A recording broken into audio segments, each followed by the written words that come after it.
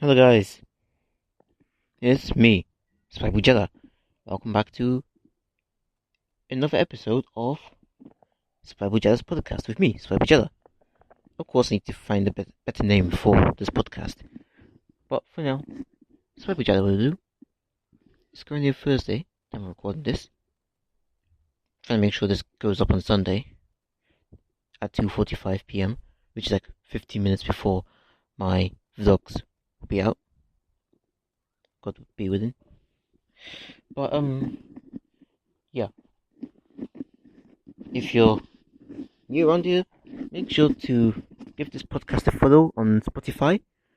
And I wonder if Spreaker Podcast, the app that I'm recording this on, even has a follow feature. Probably doesn't. Maybe it's just an app for recording, not an actual app for listening for anybody who just wants to listen to my stuff. But for any of you who have been sticking around since, last week, to be honest, make sure you hit the notifications so that you will get a notification on my next episode. Well, same goes for you lot.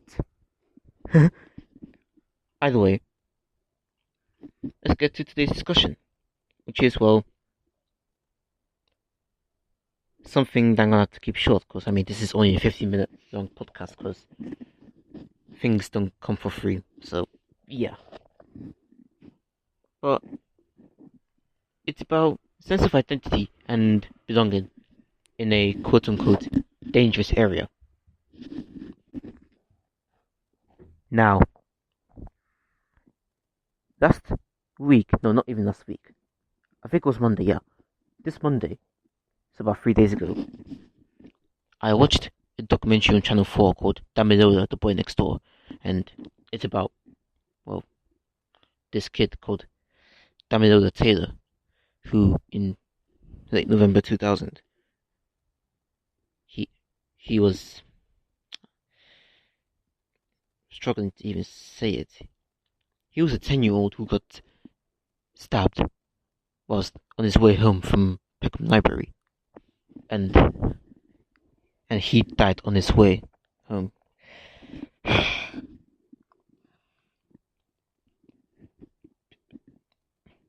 Probably gonna sound insensitive, but it's the 20th anniversary of his death. I say it's insensitive, I don't know, might be insensitive. I want to do this kid justice because he did not deserve to die. 2 young kids, who were like 12 and 13 at the time, were responsible for his death. As for whether or not they murdered him or accidentally killed him, we don't know. The judge and jury say it was manslaughter, in that he fell on the bottle, that he was pushed and then he fell on broken shards of bottle. But really, it seems more probable that one of them picked up that broken shard of glass and stabbed him. I'm not gonna go into the details, just know that this kid had a great future ahead of him. He had been in England for too long. He was born and raised in Nigeria, and his entire family, minus his father, moved to Peckham from Lagos, Nigeria. Was it Lagos? Yeah, I think it was Lagos. But yeah, most people nowadays think Peckham is a very dangerous place, along with Croydon, I think Brixton and Streatham and Hackney, all them areas. They think all these areas are very, very dangerous. Really, I can only truly speak for Peckham, if at all. I don't even live in Peckham. I live in Sydenham Hill, which is only 10 minutes away. Because Sydenham's basically the border of London boroughs, in my opinion. Because like 3 boroughs that we border, which is Lewisham, Southwark, and Lambeth, although that's more Crystal Palace.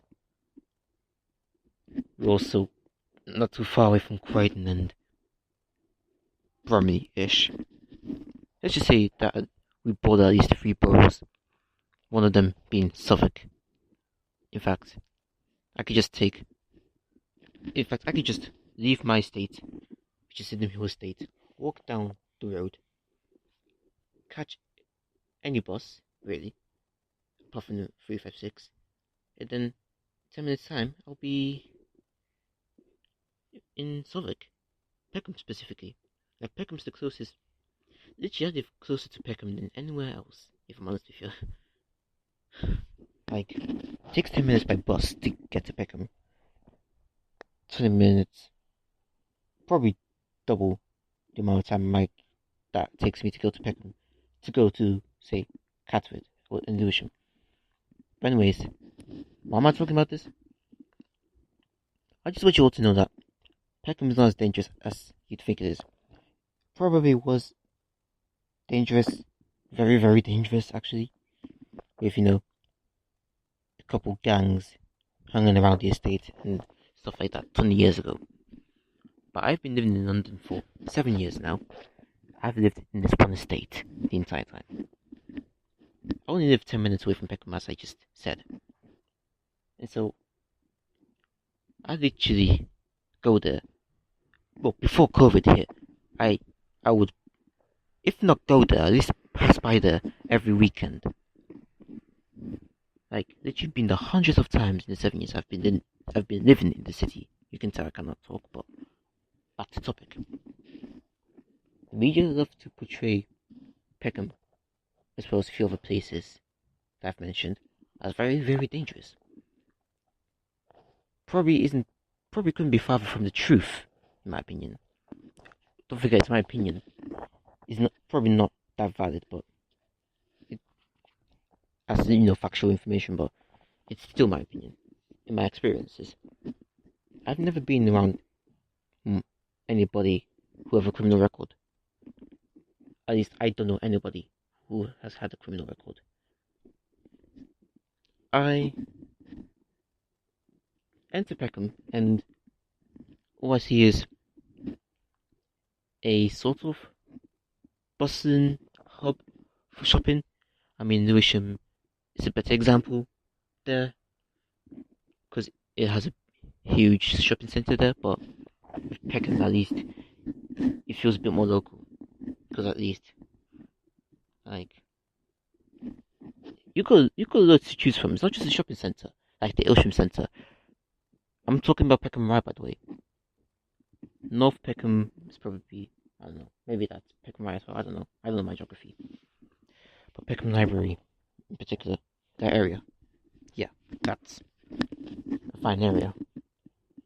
I pass by there, I can just walk or catch a bus there, do whatever I gotta do, then go back home.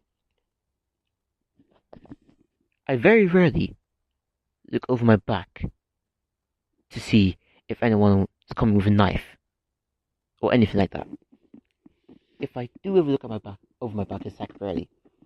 I mean, now that's been amped up a little bit, thanks to the fact that I've watched a film based on the story of Anthony Walker. You probably heard of him. Now it's time to shine.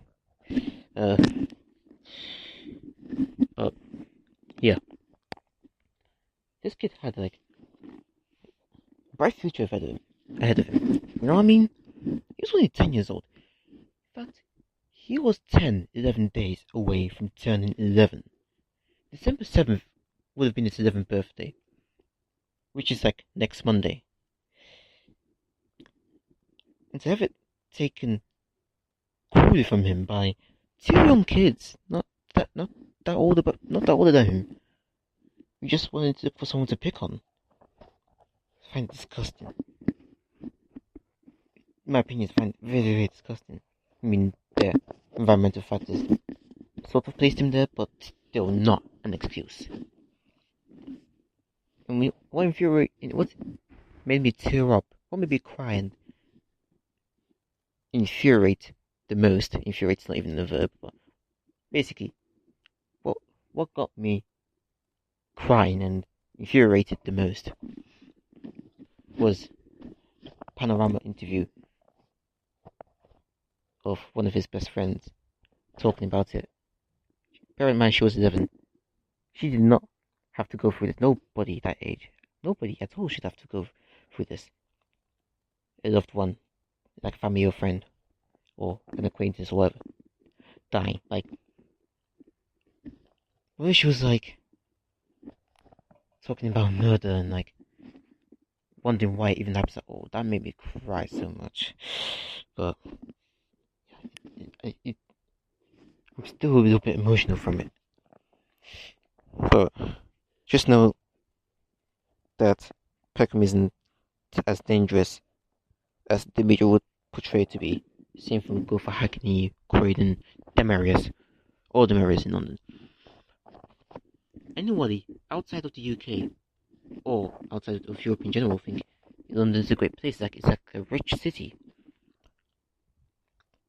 Most Brits outside of London would think, it's kind of dangerous to a certain extent, especially when you look at black people living in London. It's like, them boys wearing hoodies, carrying knives and all that stuff, and girls being angry and all that. That's not always true. That is not always fucking true.